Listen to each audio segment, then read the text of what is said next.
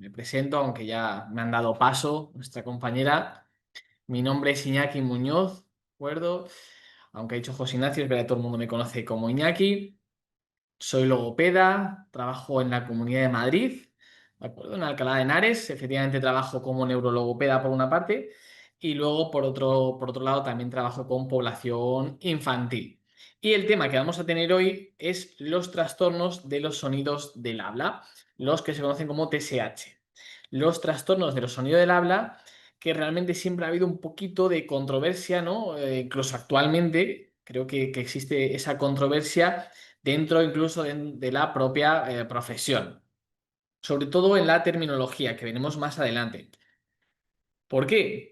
Porque siempre queda la duda de cuando hablamos de fonética, fonología, y entonces creo que siempre eso genera algo de debate. Con lo cual, en este tiempo que vamos a estar juntitos, espero poder abrir un poco la mente o la idea, ¿no? De lo que son estos trastornos de los sonidos del habla, que tengamos una buena base sobre la que trabajar y sobre todo decir que al final este tipo de trastornos, al igual que el resto, no solo los trastornos del sonido del habla, sino si hablásemos de una afasia, hablásemos de una dislexia o cualquier otra patología, lo importante al final es conocer, es tener el conocimiento para saber luego qué quiero evaluar, qué quiero trabajar y hacia dónde va a ir mi intervención dirigida, ¿no?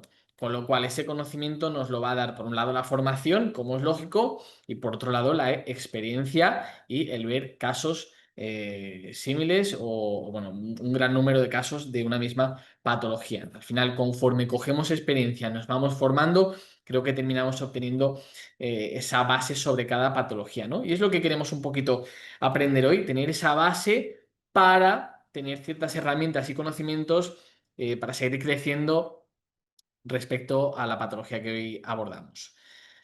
Por lo tanto, aquí he puesto un pequeño índice que vamos a ir siguiendo poquito a poco, ¿de acuerdo? Las preguntas y dudas para el final de la presentación, por favor, las podéis apuntar en el chat, que luego al final las podremos leer. Vemos que lo más importante al inicio es conocer el desarrollo lingüístico normal. No nos podemos meter a hablar de una patología sin ver cómo es ese desarrollo normal y luego ya abordar la patología en sí. Porque al final, cuando hablamos de un trastorno del sonido del habla, lo que tenemos que hablar también es un poquito del habla, que al final es la base, ¿no? El habla al final son muchos aspectos, no es solo el emitir voz, ¿no? O la voz como lo conocemos, ¿de acuerdo? Si aquí vemos que los trastornos de los sonidos de habla es una mera alteración en la producción, ¿no? Como se pone aquí, y o uso funcional de un sonido en el habla, entonces, ¿qué es el habla? El habla es ritmo, el habla es prosodia, ¿vale? El habla tiene elementos segmentales y suprasegmentales, es decir, elementos que son propios del habla y luego que van después del habla. Se puede hablar, pero no entonar, no tener esas variaciones, ese tono, ese volumen, esa intensidad, esa fluidez verbal, ¿de acuerdo? Al final el habla son muchas cosas y creo que al final ahí va a estar la base del trastorno, ¿no? En conocer esa primera parte de la pirámide para poder llegar finalmente a intervenir. Y este trastorno de los sonidos del habla, ¿no? Lo vamos a llamar TSH para poder abreviarlo, que la palabra es bastante larga, entonces para abreviar un poquito los TSH, el TSH puede tener diferente etiología, ¿de acuerdo? La etiología actualmente es bastante variada y la inmensa mayoría de los TSH no tienen una etiología clara, sino un poquito lo que se denomina multifactorial, ¿de acuerdo? Pero puede ser causa anatómica, causa funcional, ¿de acuerdo? Puede ser, por ejemplo, por un labio leporino, eso sería una causa anatómica, ¿no? Podría ser por cualquier otra causa. Pero nos ceñimos a que son varias, multifactorial. Como se ha dicho también en la presentación incluso, hay un componente genético. ¿Qué afecta más a niños que a niñas? Como podemos ver ahí abajo, afecta más a niños que a niñas, ¿de acuerdo? A 1,5 de niños por cada niña.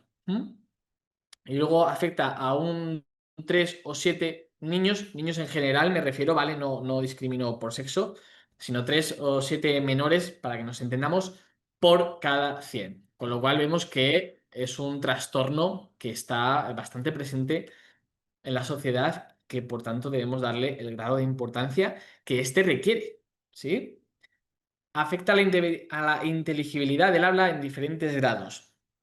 Podemos tener un TSH más leve, ¿no? O más, no le vamos a llamar más residual porque ahora lo veremos en el siguiente punto, pero sí un TSH más leve, un TSH en un grado bastante más severo. Con lo cual, en función de uno u otro, vamos a hacer un trabajo que siempre vamos a intentar trabajar desde esos sonidos, sílabas, palabras, frases, y veremos que al final tenemos que llegar al discurso espontáneo.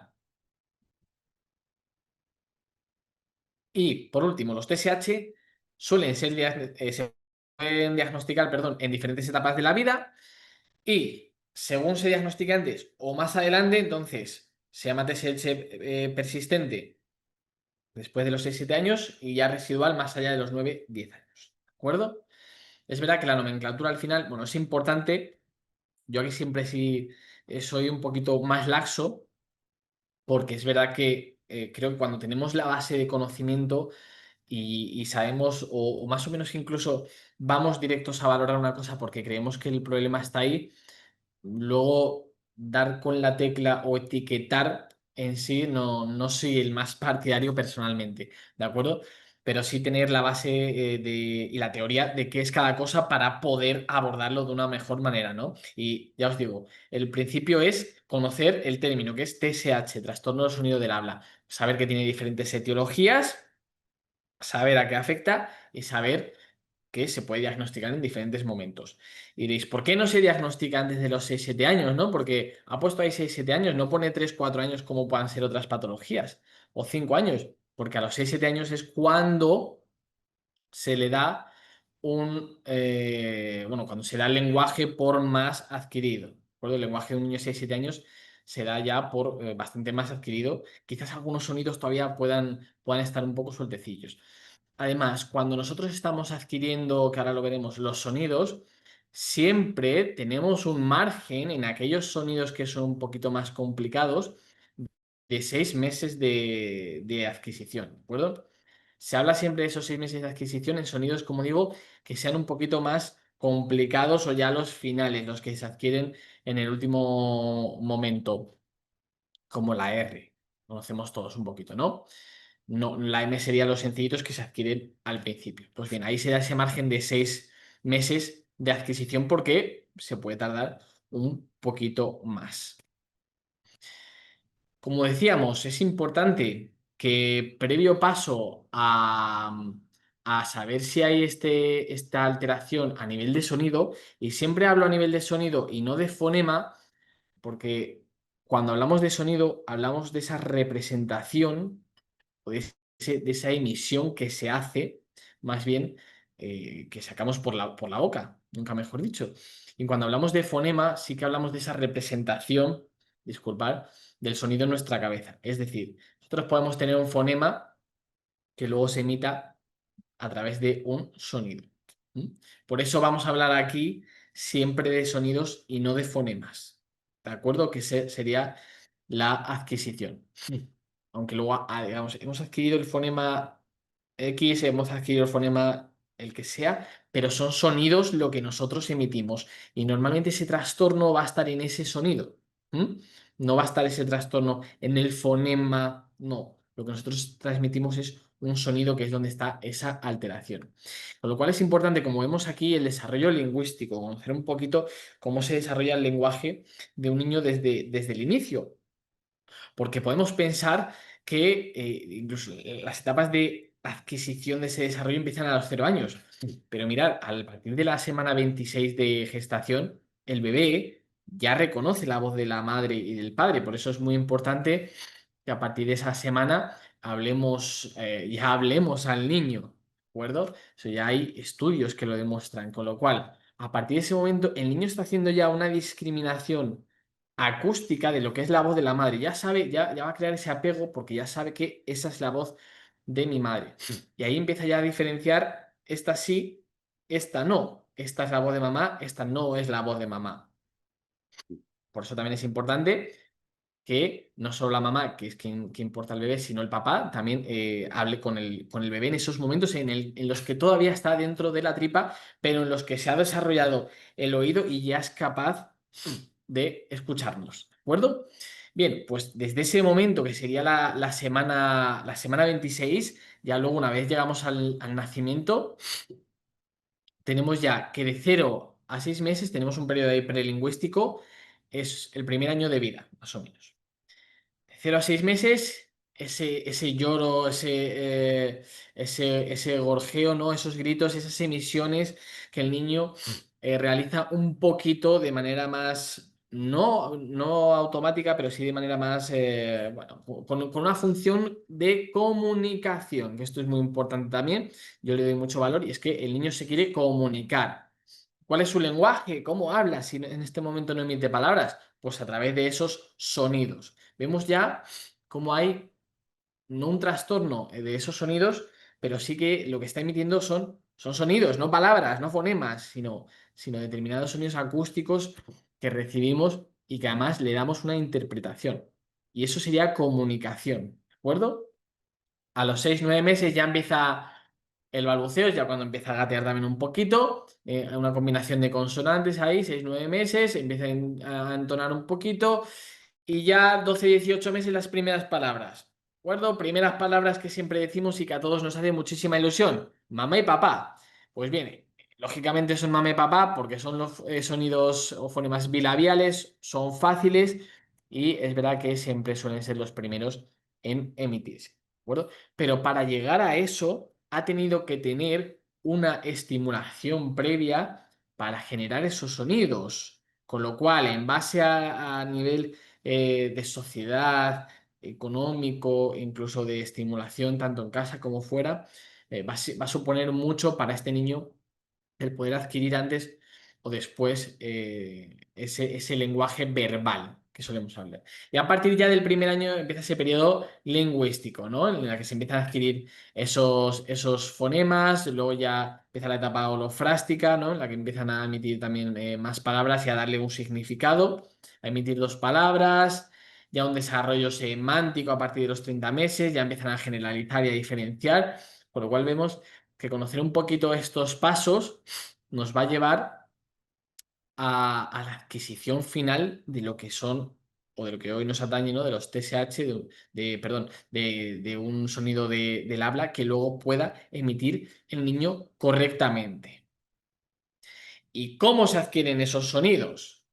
Pues bien, aquí ya vamos por edades, ¿no? Porque una cosa era, vuelvo un segundito para atrás, que comience a adquirirlos a unas edades. Y aquí ya vamos a hablar de cuándo deberían estar adquiridos. Decíamos que RSZ que viene al final, por ejemplo, como hemos dicho antes, daríamos ese periodo de unos 6 meses de margen para poder adquirirlos. ¿Sí? O sea, ese periodo de 6 meses en cada niño porque se entiende que son sonidos un poco más complicados y se ha visto que, oye, se puede tardar un poquito. Es verdad que cuando trabajamos con papás que quizás quieren ver un resultado más pronto, más temprano, siempre, sobre todo en niños que vienen en edad avanzada con sonidos que debería tener adquiridos desde hace bastante, será un margen de trabajo también de unos meses para que pueda adquirirlos, ¿sí?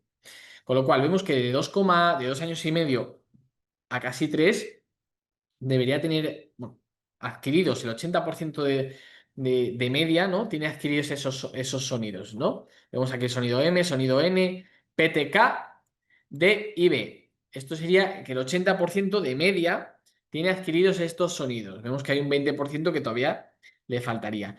Todavía tenemos ese margen de adquisición. Es verdad que el 80% lo tiene, pero hay un 20% que todavía no lo tendría adquirido y que podría adquirirlo de 3 a 3 años y medio. Ya el 85% de media ha adquirido los sonidos MN, PTK, DB y añadimos el sonido G, ch, N, B y J. ¿Sí? ¿Y por qué os hago el sonido? Que es verdad que una cosa os podría decir, el sonido G. No, el sonido G, ¿de acuerdo? Y el sonido ch, ni, v y j. Ese sería la J, ¿de acuerdo? Ahí tendríamos adquiridos el 85% de media, tendría adquirido el sonido a esa edad, a 3 años y medio. Que el 85% de media adquiera el sonido a esa edad no significa que antes no se pueda adquirir. Siempre vemos niños bastante avispados bueno, por su manera de ser o por el desarrollo que han tenido, son capaces de adquirir los sonidos un poquito antes. Y entonces ya desde pequeñitos lo tienen adquirido. De nuevo me refiero, adquirido no es lo mismo a que lo pueda emitir. Porque que lo pueda emitir no significa que lo tenga 100% adquirido y generalizado en su discurso espontáneo. De 3 años y medio a 3 años y 11 meses, a casi 4 añitos, ¿no? Vamos en esos periodos de 6 meses que trabajamos siempre, que luego también trabajamos en clínica. 3 años y medio a casi 4 añitos tendría el 90% tiene adquiridos los sonidos M, N, P, T, K, ¿vale? K sería el K de G, ch, ñ, l, j, ¿de acuerdo? Y aquí el sonido X. Pues bien, por último que nos quedaría, los 4 años y medio hasta los 5. ¿Qué nos faltaría adquirir? La R, ¿vale? El rótico, lo que es la S y la Z. Os he puesto aquí el sonido, ¿vale? Sin que tenga el simbolito fonológico para evitar problemas. Realmente este no es cuando hacemos una transcripción fonológica, este no sería el sonido correcto para poner, pero yo lo quería poner aquí un poquito más sencillo, accesible, que todos viésemos y entendiésemos que es verdad que por un lado está el fonema y luego el sonido, pero que entendiésemos los sonidos en el abecedario tuviésemos la representación un poquito más sencilla, ¿de acuerdo? Y luego los grupos consonánticos laterales y centrales. También tendríamos, pues eso, los pr, tra, pla, eso costaría un poquito más en adquirirlos. Vemos que a los 4 años y medio, 5 años, el resto tiene que estar casi, casi adquiridos. Ahora bien, si tengo un niño que con 4 años, con 3 años y medio, la M no la emito, no la tienes generalizada del todo, siempre acudimos al logopeda, ¿de acuerdo? Para prevenir. Prevención ante todo, prevención, detección. ¿Por qué? Cuanto antes comencemos, quizás le falta muy poquito para generalizar ciertos sonidos y no vamos a dejar de lado la oportunidad de poder trabajar con este menor, por el mero hecho de pensar que, bueno, el 90%, 95% a los casi 5 años, entonces tiene un poquito de margen. No, cuanto antes comencemos ese trabajo, antes podremos hacer que el niño generalice estos sonidos. ¿Por qué?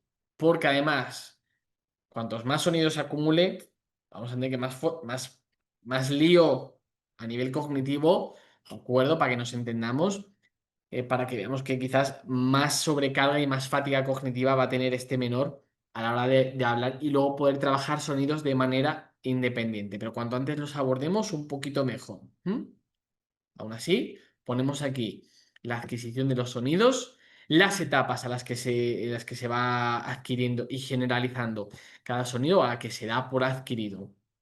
Y veíamos anteriormente en la primera diapositiva que a los 6 7 años, efectivamente, era cuando se podía hablar de ese TSH. Pues bien, hablábamos de eso porque anteriormente todavía estamos adquiriendo los sonidos. Además, la R fuerte, que es un sonido además que hacer rrr, es un sonido que se utiliza sobre todo en habla hispana, no se utiliza en otras con lo cual se da un poquito más de margen.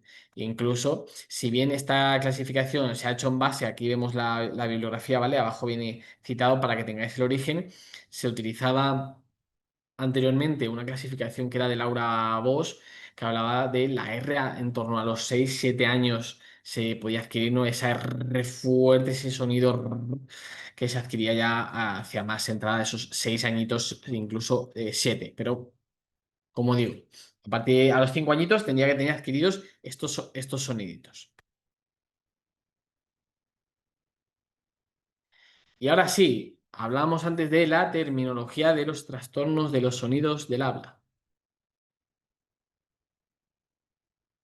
Bien, aquí tenemos una tablita muy sencillita, ¿de acuerdo?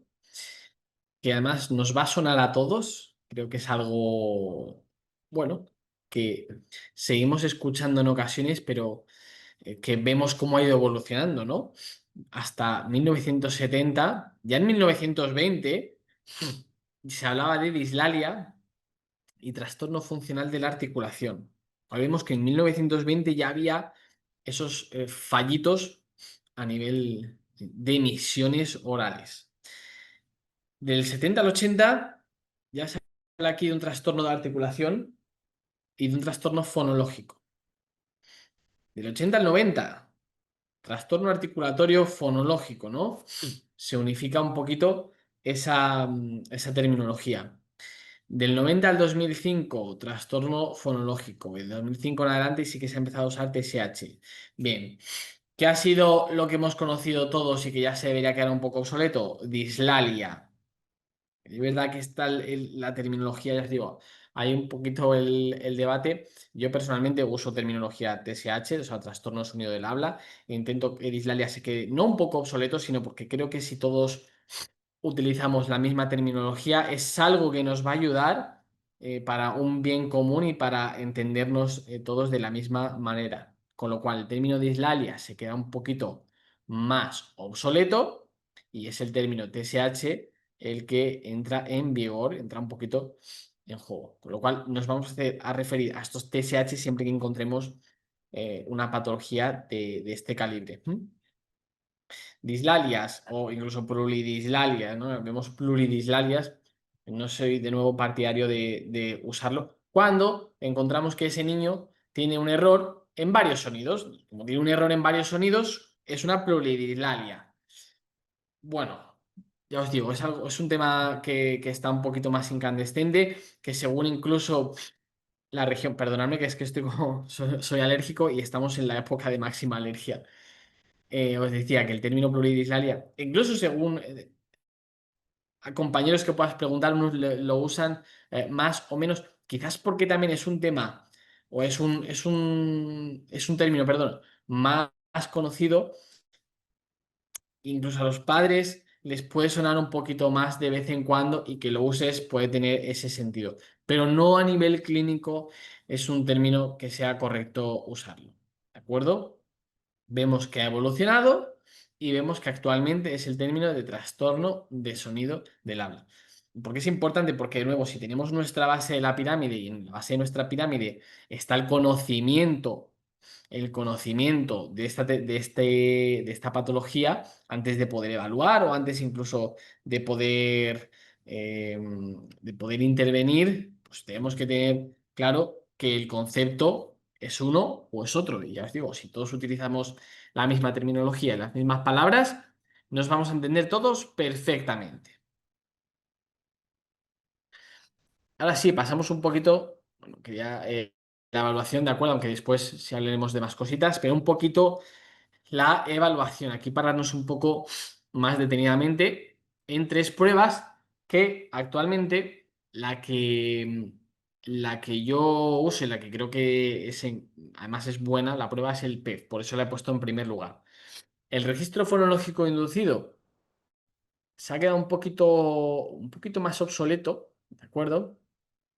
El registro fonológico inducido, incluso hay uno con un poquito una versión más revisada, pero aún así se usa, bueno, de 3 a 7 años, son 57 tarjetas que evalúa la fonología. Entonces, son tarjetas que se presentan al niño, que tiene que denominar y, en caso de fallo, se le da la respuesta correcta para que haga una emisión en repetición. Y entonces se anotan esas dos emisiones en caso de que sean necesarias porque haya fallado en la primera. Como os decía, este registro fonológico inducido es una prueba que, bueno, las tres, por lo menos aquí en España, ¿de acuerdo? Son tres pruebas que se pueden comprar, que se pueden encontrar en internet perfectamente. Dentro de cada editorial, el registro fonológico inducido y el PAF son de la editorial CEPE y el PEF es de Giunti, ¿de acuerdo? De la editorial Giunti EOS. Registro fonológico y PAF tienen una corrección manual el PEF también tiene bueno, es una batería un poquito más grande que se puede corregir de una manera más sencillita. Pero además, lo bueno que tiene el PEF es que trae una anamnesis incluso, ¿no? Que siempre tenemos esa inquietud de poder recoger esa información y el PEF la verdad es que traiga la anamnesis es una maravilla. Luego son 51 elementos, creo, a la hora de denominar, si no recuerdo mal. 51 elementos por 57 que tiene el registro fonológico. Bien, el PAF que va desde los 5 a los 10 años también es una prueba un poquito más amplia, trae más aspectos, trae aspectos incluso a nivel anatómico, trae repetición de sílabas, de palabras a nivel respiratorio, trae diadococinesias, que sería la repetición de sílabas continuas, pues pa o patacá, patacá, patacá, ¿vale? Esos son diacocinesias, más bien un kkk, kkk, kkk. Eso sería más correctamente la diadococinesia. Pues bien, el PAF es esa prueba que la verdad es que evalúa un poquito más, quizás en orden creciente que yo utilizaría y que yo utilizo, sería el registro fonológico inducido, que aunque es el más rápido, me parece que para un screening, ¿no? Para hacer una primera valoración, pues sí es una prueba que se pasa bastante rápido, es una prueba sencilla, es una prueba que fatiga poco al niño y es una prueba además es una prueba barata. El coste económico es más barato que el PEFI, que el PAF, un poquito más barato, de adquisición rápida. Y como os digo, de 3 a 7 años ya se puede empezar a pasar, ¿no? Por ejemplo, el PAF tendríamos que esperar de 5 a 10 años porque, ya os digo, valora aspectos un poquito más en profundidad. Hace una evaluación más amplia, ¿no? También puntos articulatorios, como os decía, valoración anatómica, denominación, repetición, es un poquito más densa. Y luego está el PEF, que va desde los 2 años y medio en adelante. Y dentro de lo que es la prueba, ahí está formado por una anamnesis y luego el examen clínico, que tiene 4 bloques. ¿Mm? Luego hablaremos de las pruebas, si no, más detenidamente, si tenéis dudas, ya os digo, de adquisición fácil, en orden creciente, el registro fonológico inducido del RFI es un poquito más básico, ya os digo, yo lo utilizaría un poquito más a nivel de screening. El PAF sí que se puede utilizar un poquito más, pero actualmente para mí la prueba que es obviamente un poquito más moderna, que tiene algo más de validez, de fiabilidad, que se encuentra más al día es el PEF, que además tengo constancia, como es lógico, de que es una prueba que se puede adquirir tanto en España como en Latinoamérica. El RFI y el PAF, no estoy seguro, aunque son pruebas que quizás puedes encontrar por internet y demás hoy en día, que no debería, pero el PEF sé que es una prueba que sí que se puede adquirir allí por otras compañeras. ¿De acuerdo? Y ahora vamos a la sintomatología. Porque aquí aparecen, cuando hablamos de fonética, ¿no? De fonología, de fonético fonológico. Y mira, disculpar que hay un pequeño error que pone aletraciones fonéticas, son alteraciones fonéticas, ¿no? Alteraciones fonéticas y fonológicas, la diferencia, como vemos, es que que la fonética es una capacidad auditiva, acústica, lingüística y motora. Es decir, el problema lo vamos a tener a nivel articulatorio. No vamos a tener el problema dentro a nivel cognitivo como sería con la alteración fonológica. Claro, vemos que el error, perdón, está en las tres palabritas. La alteración fonológica, porque la fonología es una capacidad auditiva, lingüística y cognitiva. Ese es el sonido. Auditiva, lingüística y cognitiva. Bien, se almacena aquí y ese sonido es el que emitimos. Y cuando tenemos ese problema de articulación, es cuando entonces podemos tener esa alteración a nivel fonético, que no fonológico, esa alteración a nivel fonético por ese problema a nivel motor. ¿Suele ser más la alteración fonológica? Sí.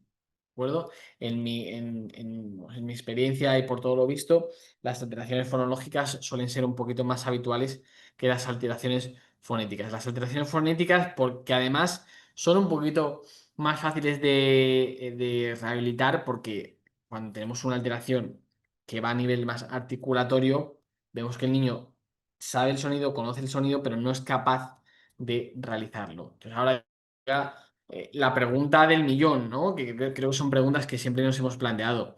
Y necesitamos fuerza muscular, es que el tono es bajito, es que hago praxias, es que el niño no sabe colocar la lengua. Pues bien, lo primero que tendríamos que preguntarnos quizás es qué es el tono muscular. Que el tono orofacial, no hay un estudio que nos diga lo que es el normotono. Con lo cual, cuando hablamos de tiene hipotonía, es que tiene un tono un poquito más bajito, entonces nos damos cuenta que no sería correcto, ¿de acuerdo? No sería correcto con evidencia de que ese tono está normal o está alterado.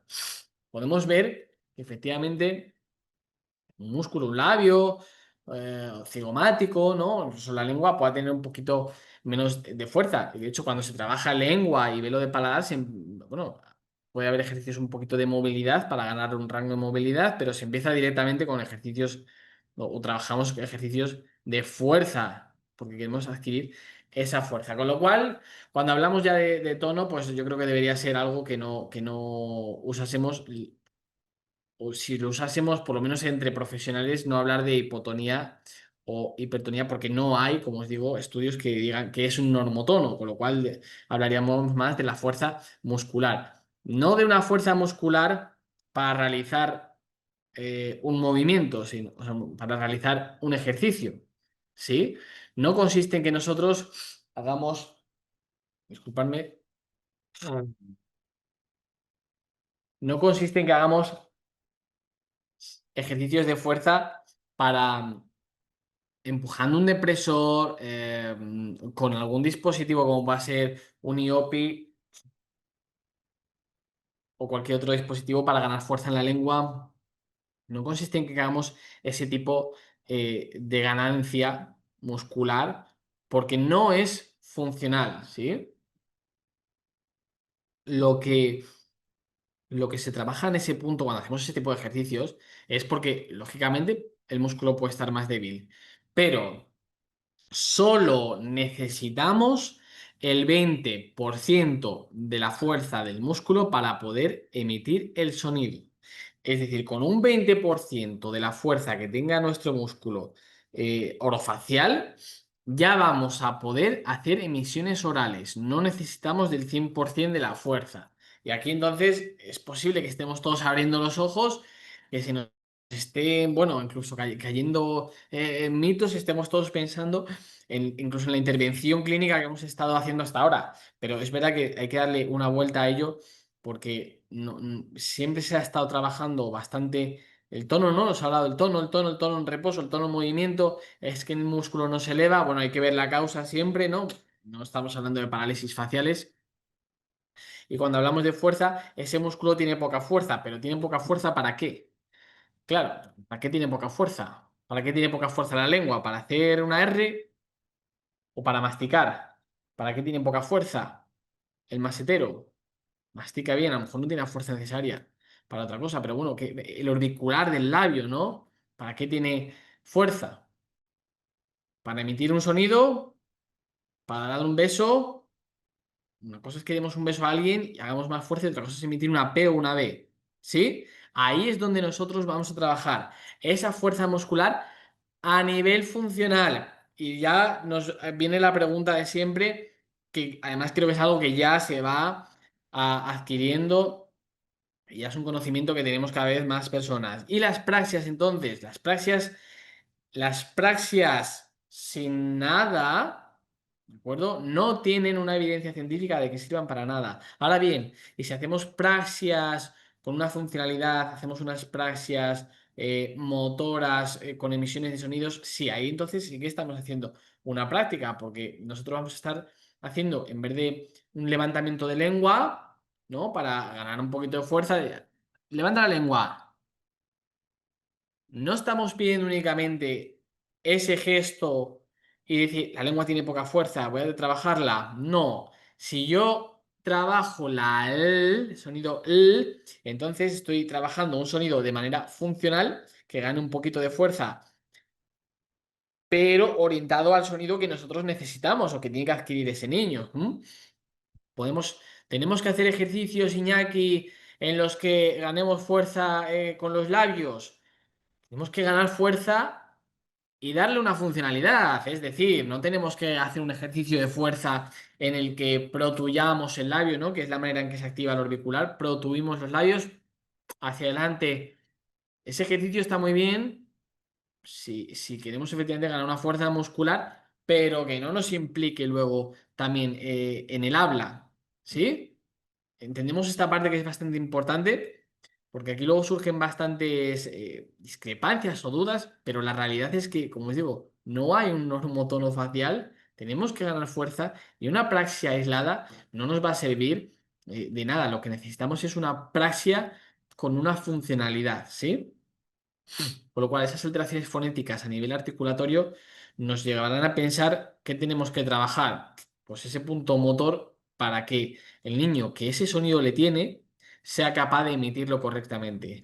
Ahora bien, si tiene unas alteraciones fonológicas, entonces tenemos que trabajar el sonido, su discriminación, su integración, si lo reconoce, su reconocimiento, ¿vale? El reconocimiento del sonido es lo primero, si lo reconoce. Luego veremos si lo discrimina respecto a otros. ¿Sí? Perdón, estas alteraciones fonológicas ya es a nivel de sonido, ya es más a nivel cognitivo, es decir, a nivel articulatorio. El niño no presenta esos problemas, sino que es a nivel cognitivo donde tenemos que trabajarlos. Y por último, tendríamos esas alteraciones fonético-fonológicas que son, es algo mixto, es un trastorno mixto, ¿no? De ambos casos. Aquí el niño tiene tanto problemas a la hora de articular como a la hora de adquirirlos. Como vemos muchas veces esta alteración en ocasiones, bueno, lo primero, no lo articula correctamente, lo veo, y luego lo confunde por otro sonido. Cuidado, tengo que trabajar entonces ese punto de articulación porque no es capaz de hacerlo y tengo luego que enseñarle que ese sonido es el que se va a hacer de esta manera. Es decir, cuando yo junto los dos labios, tengo un bilabial, me sale una P, una M, una B, depende de la fuerza, depende si vibro un poquito. ¿Mm? Ahí se va a juntar los dos aspectos. Y entonces, cuando estas alteraciones, esta sintomatología aparece, llegan los procesos de simplificación. ¿Vale? Estos procesos de simplificación que son unas formas naturales que el niño utiliza para simplificar, es decir, para hacer un poquito más fácil su habla. ¿Por qué? Porque el niño lo que, lo que hace de pequeño es coge los patrones del adulto y los intenta reproducir. Es decir, a base de repetición se va ajustando. Y cuando se va ajustando es cuando el niño puede hacer estos procesos de simplificación. Porque es cuando tiende a cometer esos errores, cuando va haciendo aproximaciones al sonido. Entonces, el proceso de simplificación no es más que esa forma natural que el niño pues trata de simplificar su habla para imitar el del adulto para llegar a hacerse inteligible. ¿De acuerdo? Que no sea algo ininteligible en ningún momento. ¿Por qué es importante entonces? Hablábamos de la estimulación. Era muy importante la estimulación desde edades bastante tempranas para poder hacer que el niño coja esos sonidos a través del habla, sí, lo podemos hacer a través de la lectura. ¿Por qué a través de la lectura también? Porque cuando estamos haciendo lectura con el niño y nosotros le estamos leyendo, ocurre lo mismo que luego posteriormente cuando el niño lee por sí mismo y es que adquiere las estructuras gramaticales que le vamos oyendo y entonces va a querer reproducirlas. Es decir, el niño es como coloquialmente quizás se dice, ¿no? El niño es una esponja que absorbe todos esos sonidos que le vamos dando y según se va desarrollando va intentando él imitarlos y decirlos, cada uno en su lengua. Con lo cual, Si esa estructura anatómica y a nivel cognitivo encaja todo, sale el sonido. Si no tenemos esas alteraciones fonéticas, fonológicas o fonético-fonológicas, y es entonces cuando aparecen estos procesos de simplificación. ¿Mm? Iñaki, yo creo que he estimulado a este niño y tiene una dificultad. Bueno, hemos visto, o hemos hablado más bien, que las causas son multifactoriales en muchas ocasiones. Es que no se sabe la causa exacta en muchos casos de este trastorno de este TSH, con lo cual puede presentarlo siendo un niño que ha estado estimulado, pero que, bueno, quizás en ocasiones tenemos una predisposición genética a ello, igual que tenemos predisposición genética a otra serie de cosas, incluso para ser introvertidos o extrovertidos, también tenemos cierta predisposición, ¿sí? Pues bien, estos procesos de simplificación que vamos a hablar ahora, como decía, simplemente tenemos que entender que es que el niño se está intentando aproximar al habla del adulto y cuando no le sale, entonces se producen estos procesos. ¿Estos procesos son problemáticos, Iñaki? Estos procesos, depende de en qué momento vayan apareciendo, le vamos a dar mayor o menor importancia. Y entonces hacemos intervenciones directas o intervenciones un poquito más indirectas. En casa, ¿qué es más recomendable? Intervenciones un poco más indirectas. ¿Por qué? Porque en casa pasas más tiempo y como yo siempre digo, los padres son padres, no logopedas. Por tanto, intervenciones indirectas en las que el niño pueda fallar y darle el feedback de cómo sería correcto para que vaya almacenando y aunque pensemos que no, el niño va captando, ¿m? Y va luego intentando reproducir de manera correcta. Intervenciones más directas, nosotros en clínica intentamos sacar de una manera un poquito más directa, nunca mejor dicho, ese sonido. ¿M? Tenemos aquí 4 procesos. En relación a la estructura silábica y la palabra, aquí quizás van dentro los que más conocemos, ¿no? Que son, cuando tenemos consonante vocal, ese pa, ese ma, entonces se produce una omisión, que sería eliminar uno de los sonidos. Tendríamos proceso de simplificación, grande por ande, ¿m? Metátesis, plato por palto, es conversión, que se podría decir. Una coalescencia, ¿vale? Que sea madre por madre. Lo que también se conocía por, bueno, se parece un poquito al asimilatorio, pero es de coalescencia, ¿de acuerdo? Luego tendremos el asimilatorio, y es que asemeja un sonido a otro en la misma palabra, ¿sí? Normalmente el segundo sonido le cambian por el primero, o el que sea un poquito más fácil o el que se encuentre más adquirido es el que van a repetir 2 veces. Por eso el ejemplo, si ponemos vaca, caca o dame, mame, si adquirió un poquito antes que el sonido K también es de los facilitos, o la M, pues quizás lo haga, ¿vale? Pero ese sería el proceso asimilatorio. ¿M? Proceso sustitutorio. Cambiamos un segmento por otro. Siempre que no haya un cambio, que no sea debido a un cambio contextual, ¿vale? Por ejemplo, casa por tasa, duele por cuele, o sea, está cambiando un sonido por otro, simplemente. Además, aquí sí que vamos a ver que en ocasiones son sonidos pues, con un punto de articulación similar o un modo, y en otros simplemente va a ser que cambia el sonido uno por otro aleatoriamente. Cuando además ese sonido o ese TSH o ese trastorno, ¿no? Es un poquito más complicado, o para mi gusto, ¿no? Cuando cambia el sonido, cuando hace ese cambio de sonido, cuando ya os digo, cuando hay un proceso sustitutorio y ese cambio de sonido lo hace de manera aleatoria. ¿Por qué? Porque cuando hace N por L, el punto le tiene. Tenemos que ir aproximándonos un poquito, pero el punto le tiene. Pero en cambio, cuando es una sustitución un poquito más aleatoria, ya os digo, quizás esa sustitución de una N por una K, una B, una M, es un poquito más complicado. ¿De acuerdo? También es verdad que ocurren un poquito menos. ¿Qué solemos ver en clínica o qué se suele ver? ¿Qué soléis ver? Incluso aquellos que trabajéis, el famoso cambio cuando tienen que hacer la R por la L o por la D. porque es el sonido que es un poquito más complicado, entonces lo intentan hacer ese proceso de simplificación y para aproximarse, lo más cerquita es la L, la D, la N en ocasiones. Mm. Bien. Y por último, esos procesos fonológicos idiosincráticos o inusuales, que es un patrón distinto a lo que aparece en el desarrollo normal y que lo hace en periodo muy, muy breve y luego ya desaparece.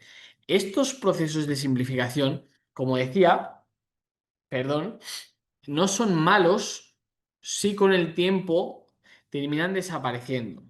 Ahora bien, un proceso de simplificación que perdura en el tiempo nos tendría que saltar la alarma para tener que trabajarlo. ¿M? Cual, tengamos en cuenta que es normal que al inicio del habla un niño vaya más despacito, cometa errores, no ajuste a la primera el sonido que tiene que decir y entonces se produzcan estos procesos. Si este proceso se alarga en el tiempo, entonces tendremos que hacer una intervención para ver qué está ocurriendo, por qué lo está produciendo, analizar un poquito su lenguaje y dar un poquito pues con el error, ¿sí? A veces, aunque pasemos las pruebas, el PEF, el PAF, el registro fonológico. A mí me gusta coger muestras de lenguaje espontáneo. ¿De acuerdo? Las muestras de lenguaje espontáneo siento que me dan muchísima información porque cuando sobre todo las coges y tienes confianza con el niño o la niña, se sueltan más, es más espontáneo, un poquito más natural, entonces bueno, sale todo un poquito más sencillo que cuando están más retraídos y entonces pues la muestra que coges es más corta. Pero cuando son más extrovertidos incluso, coger esa muestra de lenguaje, si luego la transcribimos, que es algo que personalmente creo que deberíamos hacer en casos, por lo menos de esta patología, ¿verdad? En las que hay una alteración del sonido, es recoger esa muestra, transcribirla y ahí vamos a ver muy bien los errores que comete. Porque cuando hagamos esta transcripción vamos a ver los procesos de simplificación que va a estar realizando el niño y vamos a entonces ver si necesita intervención, cuánto tiempo lleva haciéndolos, qué sustituye una cosa por otra, porque lo omite. ¿De acuerdo? Tendremos que ver el motivo siempre. Entonces, sí, he podido evaluar, me ha dado unos resultados. Desconozco si es fonético, si es fonológico, a qué se debe. Entonces no sé qué intervenir. Intervenir es el último paso y debo decir que quizás es el paso no más sencillo, pero bueno, donde siempre se mete toda la carne en el asador, ¿no? En esa intervención y además muchas veces es lo que los padres piden, ¿no? Que mi hijo tiene problemas para hablar y necesito que se intervenga desde ya. Pues bien. Para eso estamos viendo, o para eso es esta sesión clínica, ver un poquito la base del trastorno con esos procesos de simplificación para poder luego abordarlo de una manera más holística, teniendo en cuenta todas las variables. Y todo esto recordar que viene del habla que el niño ha adquirido, del habla que el adulto ha dado al niño y que el niño ha replicado, con lo cual tenemos que cuidar mucho el lenguaje. El niño también, además, esos sonidos los va a ir emitiendo conforme gane vocabulario. Va a ir ganando vocabulario. El vocabulario pasivo es mayor que el activo, es el vocabulario que nosotros almacenamos, siempre va a ser mayor que el vocabulario que usamos. Además, ese vocabulario pasivo y el activo, perdón, ambos vocabularios, es mayor en mujeres que en hombres. ¿De acuerdo? Un poquito menos que el doble. Pero es verdad que las mujeres, se ha visto ya estudios en los que tienen un vocabulario mayor que los hombres y que además lo utilizan. Por eso que muchas veces hablamos, las niñas son más avispadas. Bueno, las niñas quizás tengan esa predisposición a una adquisición mayor, pero como hemos además, como hemos visto en las primeras diapositivas, los trastornos del sonido afectan un poquito más a niños que a niñas, ¿no? Y igual que en otras patologías, afecta más siempre a niños que a niñas. También hay que decir que hay más niños que niñas. ¿De acuerdo? Estos serían los procesos de simplificación, pero un poquito para que entendamos toda esta base, ¿de acuerdo? Y ahora sí, vamos con el caso de... Uy, perdón, Pri. perdón. Aquí tenemos el caso clínico, ¿vale? Os quería presentar también algo más práctico, ¿no? Sobre lo que basarnos, no que fuese exclusivamente esa teoría, ¿no? Que creo que es bastante importante de entender y que lo que sí que me gustaría es que cuando salgáis de aquí sigáis ampliando, sigáis leyendo, paséis pruebas, tengáis la oportunidad de ver muchos niños y tener esta base teórica para poder uno lanzarse. Y el caso clínico vale aquí hemos puesto las siglas del menor para preservar su intimidad. Es un menor de 8 años que se encuentra en tercero de educación primaria. Vemos aquí ya la edad y esto es importante porque se lleva trabajando con él. Mirar, este niño tiene 8 años, actualmente cumple 9, ¿de acuerdo? Y yo llevo trabajando con él junto con otra compañera, llevamos trabajando 3 años.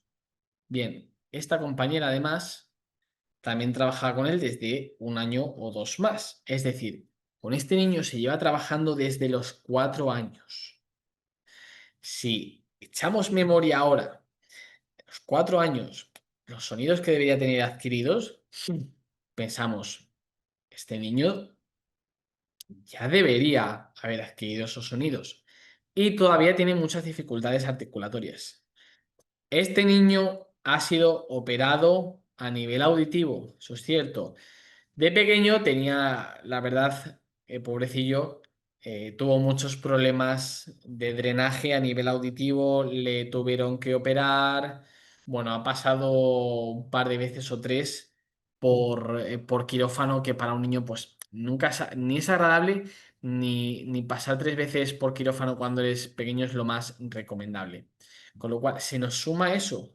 Se nos suma que es un niño con mucho moco, tiene una voz ahora bastante hipernasalizada. Y no solo la voz, sino que es que además le ha perjudicado a nivel articulatorio porque actualmente presenta estas dificultades. El avance es extremadamente lento. Para los 8 años que tiene, vamos a escuchar, por favor, el audio que tenemos de él. ¿De acuerdo? Pri. Y de parque de atracciones. Va a ser al parque de atracciones. Sí.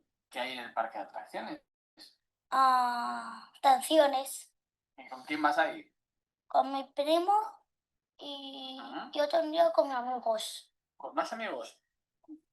¿Cuándo vais a ir? El día Santa. Día de Semana Santa, ¿verdad? Sí. Muy bien, muy bien. Y también voy a ir a mi pueblo ¿Me vas al pueblo? Oh, y ¿qué haces en el pueblo? jugar ¿Qué juegas en el pueblo? con mi hermano, con mi padre, con mi madre. Muy bien. Y también tengo una caseta ¿De qué es la caseta? de madera. ¿De madera? Sí. ¿La has hecho tú? No, así de mi padre y yo. La habéis hecho juntos. Sí. Muy bien. ¿No te vas a la playa? No, hace años. No lo sé todavía. Vale. ¿Y qué tal el cole hoy? Mal, mal, mal. ¿Por qué? Porque hoy me he mucho la pipa. Te dolía mucho la tripa y has comido algo que no sueles comer. No, ¿Qué has comido? manzana. ¿Y Y, para qué? y puré y pan y nada más. Muy bien.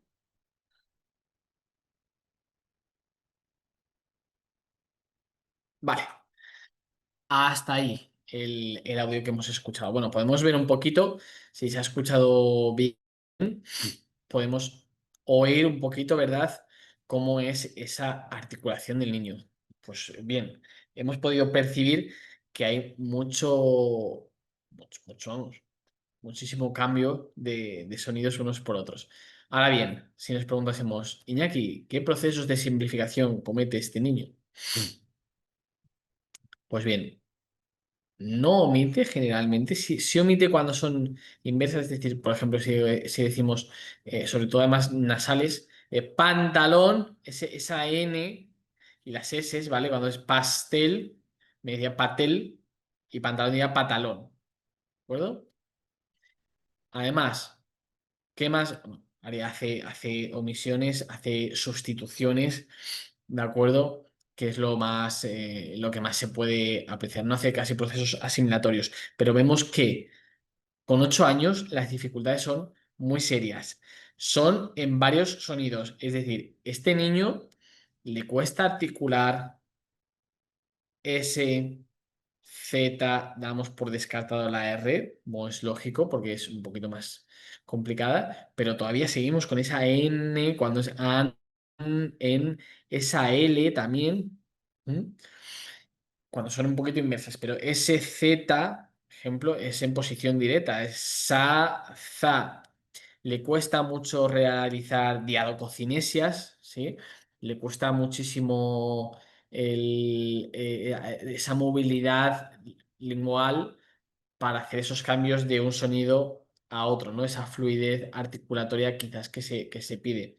Y es un niño que, como veis, después de tanto trabajo, los avances que se han tenido son realmente pocos y es algo frustrante, no solo para la familia, que lo ves, sino para el propio terapeuta, ¿no? En este caso yo y otra compañera, que por mucho que trabajamos con este niño, no terminamos de dar con la tecla para que avance lo necesario. Y es que le está costando muchísimo generalizarlo. Cuando nosotros trabajamos, que hemos dicho al principio, vamos a trabajar desde la sílaba hasta la palabra, ¿de acuerdo? Luego a la frase y luego a la conversación. Pues bien, cuando trabajamos la sílaba, de manera directa, de manera despacio, o sea, de una manera más lenta, siempre con un feedback visual, que el propio niño se esté mirando frente al espejo, feedback auditivo, feedback sensorial, entonces sí lo hacemos bien. ¿Qué ocurre cuando lo metemos en palabra? Que lo hacemos bien. ¿Qué ocurre cuando lo metemos en una frase? Que ya no empieza a ser tan bien. ¿Qué ocurre cuando la frase es corta?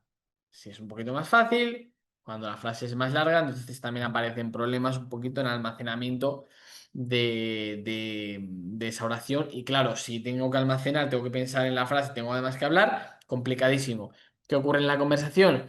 Que se hace una conversación bastante ininteligible con 8 años. Y él se hace entender de la mejor manera, pero es verdad que cuesta bastante. Entonces, es un caso que sí que os quería enseñar, me parece bonito y duro a la vez, ¿no? Creo que es un caso de perseverancia, de seguir trabajando y, bueno, es un caso que si tenéis luego alguna duda sí que me gustaría que me preguntaseis, porque ya os digo, de toda esa base que hemos terminado viendo, ¿vale? Me gustaría rebobinar un poquito para que viésemos, ¿vale? Que se da más en niños que en niñas, casualmente este es niño, que estos periodos en su caso se han visto alterados porque ha tenido que pasar por quirófano, porque entonces auditivamente ese sonido que entra, pasa oído exterior, medio interior, corteza auditiva, circunvolución de núcleos talámicos,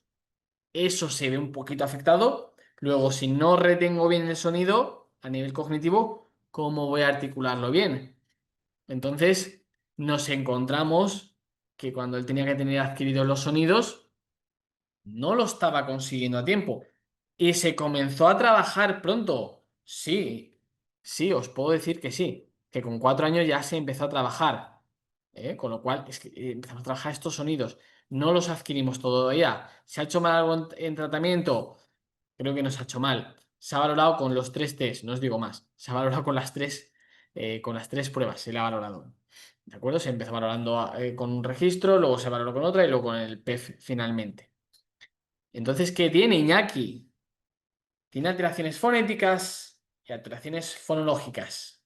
Bueno, es un trastorno más fonético, fonológico, que se han separado la fonética de la fonología, se han separado como si fuesen dos distintas, y está muy bien siempre para entenderlo, ¿no? La fonética por un lado, la fonología por otro, una más parte articulatoria, otra más parte cognitiva del sonido, pero siempre o casi siempre van a ir de la mano porque van a estar amarradas y siempre va van a tener esa conexión, ¿no? En este caso, este niño es un problema fonético y fonológico. Es que al nivel articulatorio tenemos todavía esa dificultad. No a la hora de poner el sonido, es que nos cuesta más. Si tuviésemos que decir además, es más fonético, Iñaki, es más fonológico, ¿de acuerdo? Que fonético, pero también tiene un pequeño componente. Niño, que exceso de mocos, entonces respirador oral. ¿De acuerdo? También la musculatura, aunque decíamos que solo necesitamos el 20% del músculo, de la fuerza muscular para poder emitir el sonido, pues bien es verdad que es un niño que de su musculatura está bien para emitir, no tiene ningún problema, pero podría mejorar. Con lo cual que nos encontramos con todos estos procesos de simplificación que el niño pues va haciendo y que decía antes, si aparecen en una determinada edad, no hay ningún problema. Ahora bien, si se prolongan en el tiempo, entonces tenemos que intervenir. Estos procesos de simplificación se mantienen en el niño, con lo cual es ahí donde debemos intervenir. ¿Mm? Este caso de un pequeño.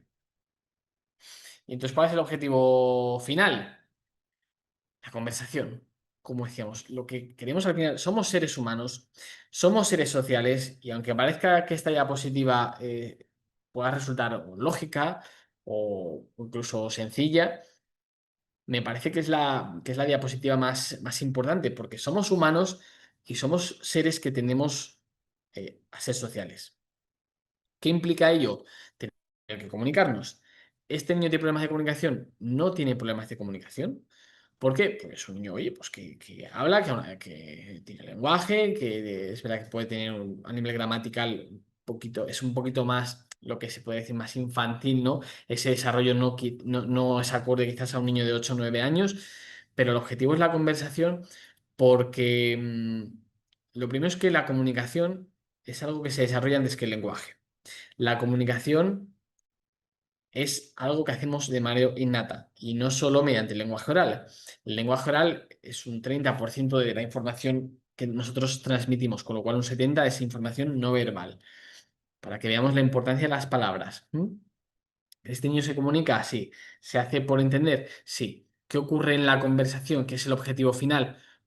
Pues que necesitamos que este niño, para evitar cierta frustración que también ha habido durante muchos periodos de la intervención, vaya cesando un poquito. ¿De acuerdo? Entonces, el objetivo final es este, porque, como hemos dicho, ¿vale? La conversación es el punto final de objetivo con todos los TSH. Hemos trabajado, como decíamos, sílaba, esto es importante, que a veces me dicen, te repites, pero es que es importante. Sílaba, palabra, o bueno, podemos empezar por sonido aislado para hacerlo. Luego luego en palabra, sábana, luego en frase, la sábana azul, y luego en un discurso más espontáneo. Con lo cual, invitaros siempre a que este sea nuestro objetivo final y además es el punto en el que nos vamos a dar cuenta si el niño ha generalizado bien los sonidos. ¿Por qué? Porque si en conversación no está cometiendo errores o está cometiendo un pequeño error en una determinada palabra que siempre me comete el mismo error, pues es un problema más puntual, más articulatorio, más fonético, ¿no? Que solemos decir. Pero si el niño en conversación, como hemos visto en la muestra de lenguaje que cogí, los está intercambiando continuamente, además los intercambia un poco de manera aleatoria, con lo cual se hace un poquito más complicada la intervención, ahí vamos a tener algún problema más. Deciros, y ya con esto sería un poquito la última diapositiva que quería poner, y es que hablar poco pero mal ya es mucho hablar. Y me gustó esa frase porque, como os digo, el lenguaje, ¿no? El habla, solo es el 30%, o las palabras, solo es el 30% del mensaje que damos, ya incluso hablando mal. Ya estamos hablando, ya estamos dando, ya estamos expresando lo que sentimos. Entender que esta sesión iba dirigida en parte a tener ese conocimiento teórico, pero también a ver este caso práctico que nos pueda ilustrar y nos pueda ayudar a ver, o que incluso os pueda ayudar con otros casos que tengáis. Pero Pero como digo, ya intentar que el niño se pueda expresar, no sabéis la frustración que genera en él y los problemas a nivel un poquito emocional que conlleva el costar, el que cueste adquirir un patrón de habla correcto. Y más después de tanto tiempo en rehabilitación. Porque sí, el niño es maravilloso, nos llevamos muy bien, pero si incluso nosotros mismos estuviésemos 4 años, en ocasiones incluso repitiendo cosas que ya sabemos que hemos visto, para nosotros sería molesto. Pues bien, para el niño es igual de molesto. ¿De acuerdo? Con lo cual, por favor, es importante que siempre cuando tengamos un trastorno del sonido del habla y hagamos un poquito de intervención, que hoy no hemos entrado en ello, ¿vale? No era el objetivo, era tener una base más teórica. Cuando entremos en intervenir a un niño con un trastorno del sonido del habla, lo hagamos primero entendiendo toda esta base teórica que se ha dado, entendiendo que el niño se quiere ajustar, está intentando llegar al sonido del auto, pero no puede por algún motivo. Entonces tendremos que encontrar ese motivo. Y si no tenemos la causa, tendremos que trabajar sobre la sintomatología que presenta, que ese es a veces otro error. ¿Cuál es la causa? ¿Y cuál es la causa? A veces no nos importa de todo la causa, nos importa trabajar sobre la sintomatología, sobre lo que el niño presenta, sobre dónde está el error del niño y no centrarnos tanto en qué le está pasando. Porque es verdad que cuando tienes la historia clínica es un poquito más fácil de entender, pero a veces vemos casos como este en los que, pese a conocer la historia clínica, pese a haber trabajado con él y a tener esos avances, no terminamos de lograr el objetivo pues, que nos habíamos planteado en un primer momento. Con lo cual, hablar poco, pero mal, ya es mucho hablar y por hoy yo me callo. Así que os quiero dar muchas gracias por vuestra atención. Dejamos estos 15 minutitos finales por mi reloj para que siempre se planteen dudas, se pueda abrir algún pequeño debate que siempre me guste, que ha surgido en otras sesiones, ¿de acuerdo? Agradeceros vuestro tiempo, por supuesto, agradeceros bueno, el haberme prestado atención, desearos de verdad que todo lo que he contado, siempre lo digo al final de las clases, porque es algo de las sesiones, que es algo que me gustó bastante que me dijeron una vez, y es que todo lo que yo he dicho hoy, dudar de ello, buscar información, pensar que todo lo que yo he dicho podía estar equivocado perfectamente, y si queremos crecer, no tenemos que replicar y no tenemos que imitar, tenemos que coger la idea y querer engrandecerla, ¿no? Con lo cual, no cojamos solo lo que Iñaki ha dicho hoy y lo repliquemos luego, o no nos quedemos con lo que ha dicho Iñaki hoy y lo repliquemos con otros niños, con otras familias, sino que vamos a dudar, vamos a buscar, vamos a investigar en artículos, en webs, que lo hay, y vamos a intentar crecer y a dar nuestro granito de arena. ¿Y por qué no? Vamos a ver casos, a ganar experiencia y a tratar de poner todo esto en práctica. Con lo cual, muchísimas gracias por vuestra atención. Que leemos un poquito en el chat, después de ver los rangos de edades para aplicar las pruebas presentadas, ¿cuál herramienta se utiliza, cuál herramienta de evaluación se podría utilizar para niños mayores de 10 años? El PEF es de 2,6 en adelante, ¿vale? Sara Cuevas, que hace la pregunta, y es la herramienta que podríamos utilizar a partir de los 10 años. ¿Vale? El PEF se podría utilizar a partir de los 10 años. Y también, ¿qué te recomiendo? Si haces una buena... Siempre estamos con pruebas que son estandarizadas, ¿no? O con pruebas que tienen, es verdad, esa fiabilidad, ¿no? Y que por tanto han sido validadas con una población, pero en ocasiones simplemente si no encontramos la prueba, y esto me gustaría que lo aplicásemos para todo, ¿m? Que si no encontramos la prueba que nos permita valorar en profundidad el aspecto que queremos, que en este caso es, si tenemos un niño de 12 años que tiene estos errores, ¿qué le puedo pasar? Y no encuentro la prueba. Si yo hago una buena anamnesis, recabo bien información, si hay informes médicos, etcétera, y luego hago un gran análisis, una buena muestra y luego la transcribo, ¿vale? Recojo una muestra de lenguaje bastante amplia, de dos, tres contextos, de unas 150, 300 palabras por contexto, y yo la transcribo, voy a ser capaz de ver los errores que está cometiendo ese niño, y entonces voy a ser capaz, ¿de acuerdo?, de poder evaluar de una manera a lo mejor no cuantitativa, pero sí más cualitativa el habla de este niño. Con lo cual, ya os digo, si no encontramos la herramienta, a veces está en el propio lenguaje el poder vamos, en la respuesta está, que muchas veces, ¿vale? Aunque te he dado la respuesta, Sara, no, el coger una muestra del lenguaje, yo es lo que haría personalmente y que siempre lo hago, pero creo que muchas veces nos ceñimos en pruebas y muchas cosas y a veces la propia persona, incluso niños, tienen, tienen la respuesta, ¿no? Y ellos nos van a decir muchas veces lo que les cuesta. ¿Mm? Nos preguntan por aquí.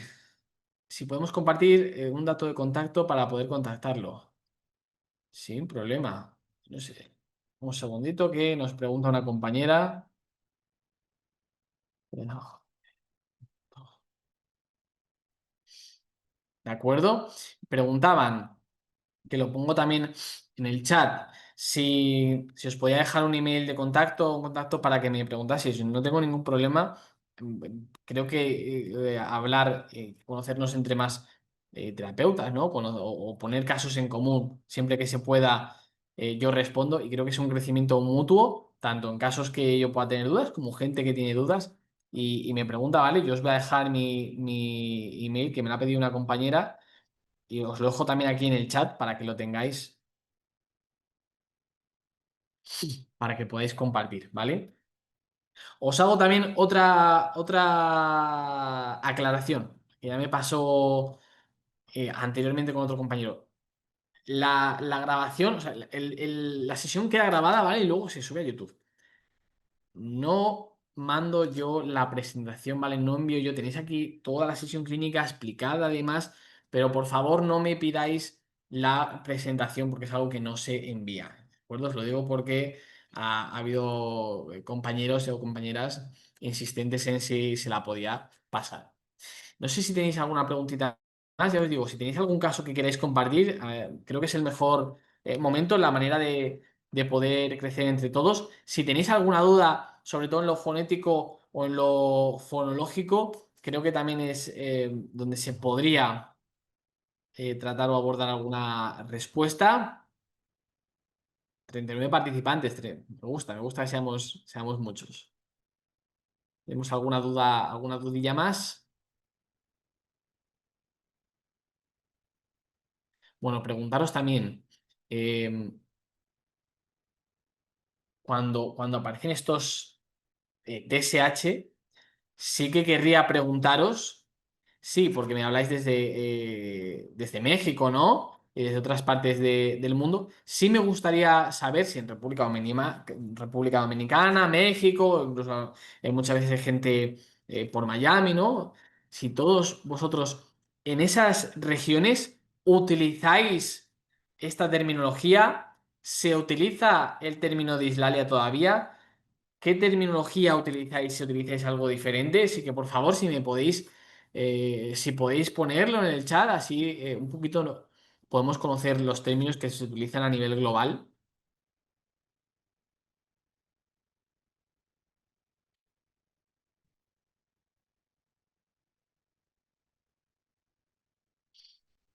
En República Humana se suele utilizar el término TSH, muy bien, está bien que se utilice ya esa terminología, ¿no? Me alegro. En México, chicas, no sé si hay alguna de México que nos pueda ilustrar. TSH.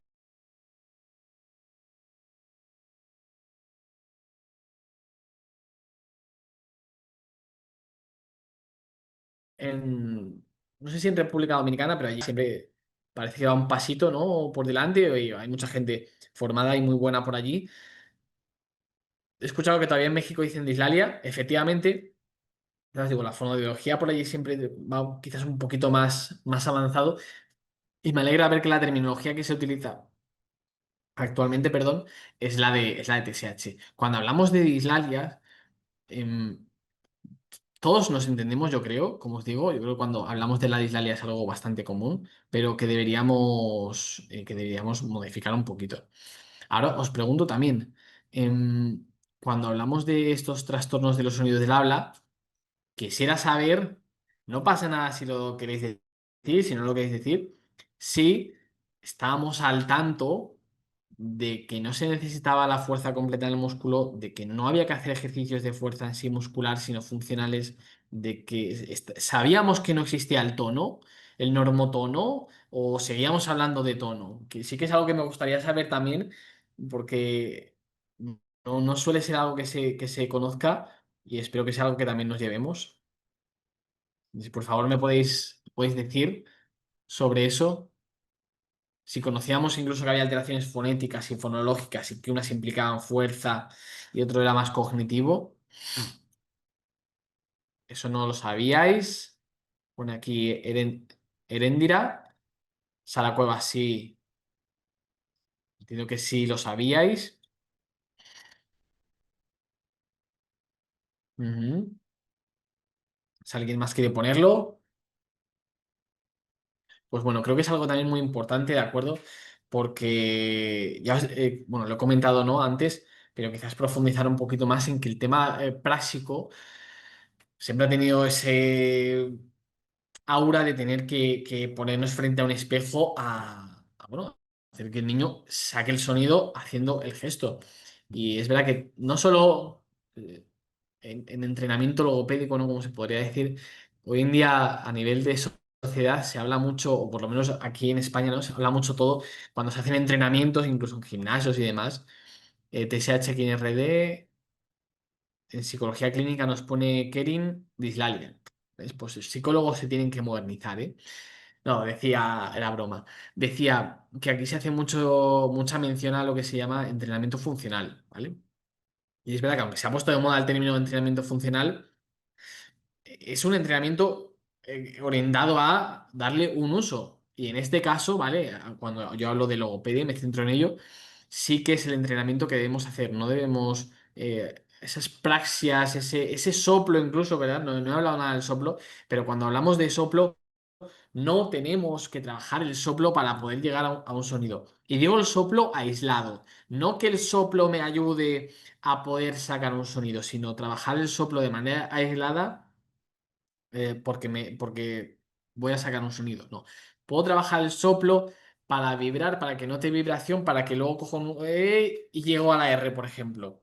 O para colocar la lengua, porque si hago soplo, coloco los labios. Si le damos una funcionalidad y luego lo emitimos con sonido, ¿m? Entonces ahí sí que va a ser un poquito más interesante de trabajar. Pero cuando nosotros hacemos un soplo aislado, cuando hacemos simplemente una praxia aislada, ya obsoleto completamente. Me alegra además saber que es algo que se va conociendo ya más a nivel mundial. Porque hace no mucho esto estaba a la orden del día, ¿eh? Esto era algo que se hacía muy habitualmente en las terapias. ¿Qué tanto la pandemia, nos dice Fanny, afectó en el habla de los niños por el uso de los cubrebocas? Bien, pues las mascarillas efectivamente sí que se ha visto que han tenido una incidencia en la adquisición de los sonidos, sobre todo los más pequeñitos. No muy alta, pero sí que ha tenido una cierta incidencia. Hay un artículo, permitidme que os lo diga, porque ese sí que lo estuve leyendo y me pareció interesante. Cuando fue la pandemia, no había bueno, al principio, ¿no? Pues como es lógico, con algo más novedoso, no se podían ver muchos estudios que tuviesen, que permitiesen ver los efectos de las mascarillas. Pero ahora sí que hay un artículo de Franklin Susaníbar, pues os voy a apuntar por aquí, porque además, aparte que habla mucho de los TSH, y ha habido cosas que son sacadas de él, Susaníbar. Tiene un artículo, en su página web, tiene un artículo que habla de las mascarillas y de la incidencia que han tenido para la adquisición y desarrollo del habla y cómo ha podido afectar y cómo ahora se ha visto un incremento. Ahora hay un 25% así de niños que presentan un TSH, bueno, es un cuarto, uno de cada cuatro presenta. No quiere decir que luego sea persistente o que luego sea residual cuando son más avanzados. Quiere decir que un cuarto, ¿no? Un 25% aproximadamente presenta un trastorno del sonido del habla que luego quizás adquiera luego con normalidad. ¿M? Pero cuando tenemos estos trastornos del habla o cuando un niño tiene una patología del lenguaje, Luego, cuando un niño tiene una patología del lenguaje en una edad temprana, perdón, luego el 40%, eso es un dato, es un 40%, un dato de 2019, el 40% tiene esa patología a largo plazo. Cuanto antes, cuanto mayor sea la detección, prevención y cuanto antes lo cojamos, mejor. Y aquí tenéis en su página web, ¿vale? Ahí os dejo el nombre. Ya os digo, el artículo más que interesante sobre las mascarillas. Si tenéis alguna, si tenéis alguna preguntita que queráis comentar, alguna pregunta vuestra que queráis hacer en este momento,